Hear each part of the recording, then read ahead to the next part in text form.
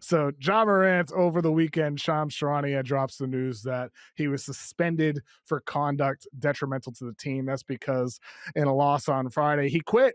He quit, just straight up quit in the second half of the game. Was not moving when he didn't have the ball in his hands. Wasn't putting an effort on defense. After the game, something must have happened specifically with him and their Grizzlies head coach, and they decided to suspend him for a game. And so with Ja Morant, we are in a situation now, Jason, where I have throughout the year, earlier in the year, I did my top 50 rankings. I had Ja Morant outside of the top 40. A lot of people on social media, particularly the Ja stands, as insane as they are, got very, very angry with me. And I reiterated that again. What happened in that game on Friday and what his diminishing performance is why I have him outside of the top 40. And I put out some stats on social media about his at rim frequency by season in his NBA career as a rookie. 49% of his shot attempts were at the rim. This season, as of that night, it was 28%. Now it's down to 25%. So it's pretty much been cut in half, the frequency in which he's getting to the basket. And the problem is, Jason, he's also not improving as a shooter. This year, he has taken 32 3-pointers. He's made 5 of them. Guess how many air balls Ja Morant has of those 32 3-pointers? I saw a couple of them the other night. So I'm gonna guess a half dozen. How many? He's got 5 air Oh balls, man. 5 made threes. The shot does not look good at all. He looks like a player who has regressed. And so I bring that to the question here. The state of Ja Morant and the Grizzlies, Jason. Are you panicking or are you staying patient? I have been more or less of the opinion that the Grizzlies need to move on from the Ja Morant era for a little over a year now. I think there's above and beyond even there's the conversation about him and his career trajectory, which I think you laid out perfectly. A lot of similar stuff that I was going to hit on, like the jump shooting continues to get worse. I've listed his synergy shot attempts at the rim. He's decreased every single year since he made the All NBA team, and he's literally at 4.7 attempts per game at the rim per synergy to start this season when he was 9.6 in 2022 when he made All NBA, which is literally less than half. So he's like That's not he's getting to the crazy. rim less than half as frequently as he did, as you put in that chart, Yeah. that great visual representation. Like the, he the, the is raw numbers steadily, are crazy to hear, Jason. Like I know the yeah, percentages I had on screen, but the raw only less than 5 times total per game blows my mind. yeah, And like one yeah. of the responses people had to that chart on social was like, "Well, 28% is still good." It's like, well, it's slightly above average for a point guard, but if you look at like these other great athletic guards, like Russell Westbrook was above 40% every year of his career.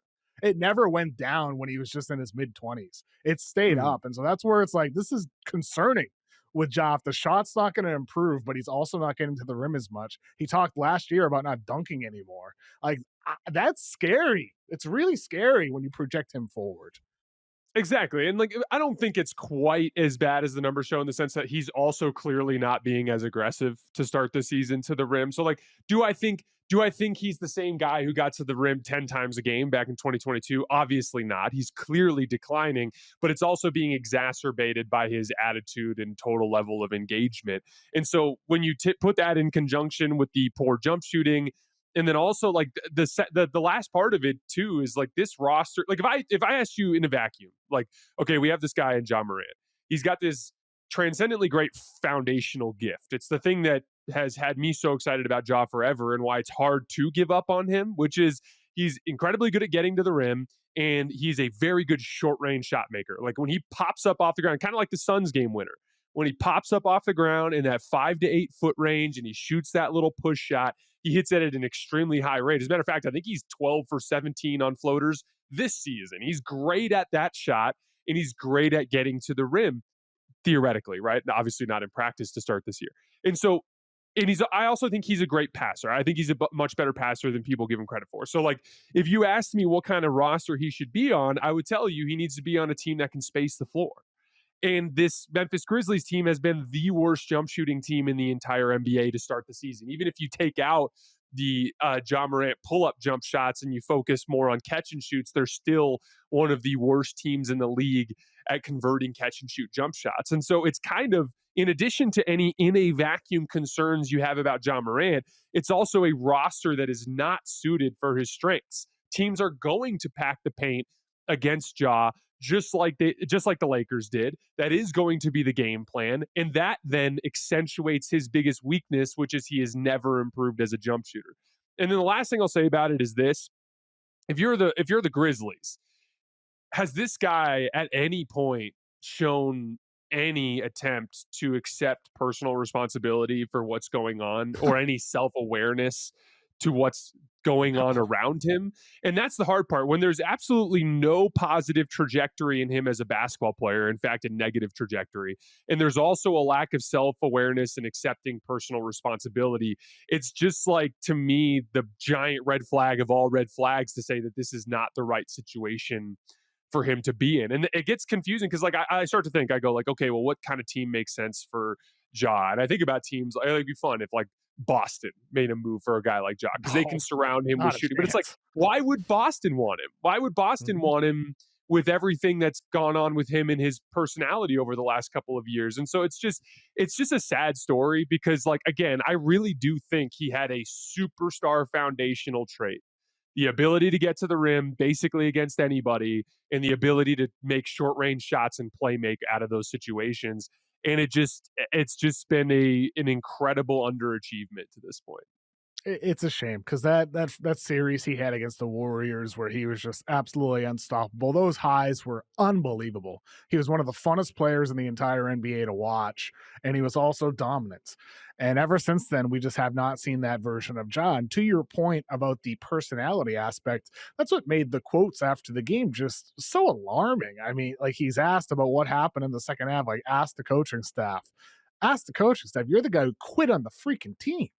I mean, you're the leader. You're supposed to be the leader of the team. That's not how a leader has responded. And it's not the first time he's acted that way. Ultimately, if the play on the court were still at the level that it was in his prime, it'd be forgivable.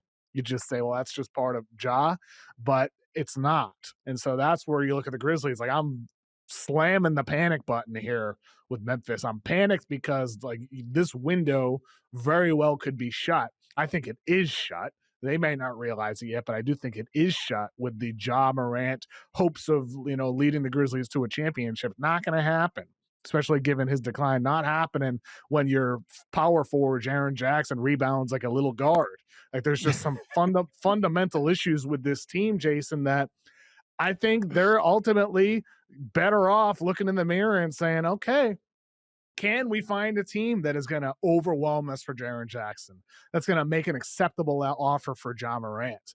I'd be open to those things if I'm Grizzlies general manager Zach Kleiman. Is that going to happen? I don't know because, for Jaren Jackson, I'm sure, like, if he were available, there'd be a vast market for him. Maybe you don't want to trade him, but it'd be an overwhelming offer, I would think, for him. For Ja, I don't know, man. Like, there's not a lot of teams that need point guards. There's also not a lot of teams that need a smaller guard on a max contract with a declining game and a bad off court attitude. I just don't see a wide market unless it's like some middling team that wants to roll the dice, like the Kings, the Pelicans. Like, uh, he just feels like a king or a pelican to me. I just can't think, like, people have thrown out, well, what about Minnesota? Why would Minnesota trade for Ja? I just see friction between him and Ant personally. I don't think that fit would work. I want the ball in Ant's hands more in the years to come, not less, as he grows as a playmaker. Teams in the Eastern Conference, you mentioned, like, in theory, the Celtics surrounding him with shooting, I agree that makes some sense, but they wouldn't want him for personality reasons. Like, who else in the East? Like, not a lot of teams need a point guard. I don't think the Bucks would make any sense. It would not work with Giannis Antetokounmpo, and plus Ryan Rollins looks excellent. You want to move forward with him. the Heat, while he didn't like playing last year in the Taylor Jenkins offense, so with Noah LaRoche and all the qualities they installed there, with not a lot of pick and roll, not a lot of screening, a lot of off ball motion. He hated that. That's one of the reasons why Taylor Jenkins got let go. So you're telling me he's going to go to Miami where they hired Noah LaRoche as a consultant running a very similar offense? I don't think Miami makes a lot of sense. So I don't know, unless it's a team like the Nets, but they're tanking their asses off. They just drafted a ton of point guards. I just don't see more than two, three, or four teams that you could make a strong argument for Ja and have incentive to trade for him. And so that means like Memphis might just be stuck with him.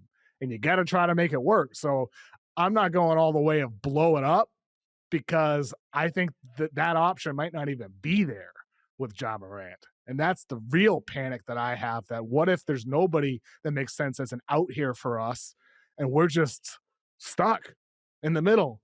And that's that. Like, that's really the worst place to be ultimately. That you can't be the guy who has the ball in his hands all the time and is spamming high pick and roll and just playing that heliocentric style unless you are transcendently great, right? Like it's one thing if it's Luka Doncic and you're like, we're running this many pick and rolls a game and that sort of thing. And that's the thing is like they try, like to your point, they did get rid of Taylor Jenkins and they did kind of go back to let's just give Ja the ball a ton to end last season. And he did average 27 points per game over his final, I think 22 games, if I remember correctly. And they were a 500 team because it's just that type of basketball where Ja just gets the ball and gets to put up numbers. They don't actually win when they play that way. As a matter of fact, when they were playing the Taylor Jenkins driving kick style early in the year and Ja wasn't leading the team in scoring, that was when they were racking up the wins. And so that was the frustrating thing with the Isalo quotes from the story from Shams about that suspension. It's like, okay, so you're clearly upset because Isalo is trying to get you guys to play with ball and player movement.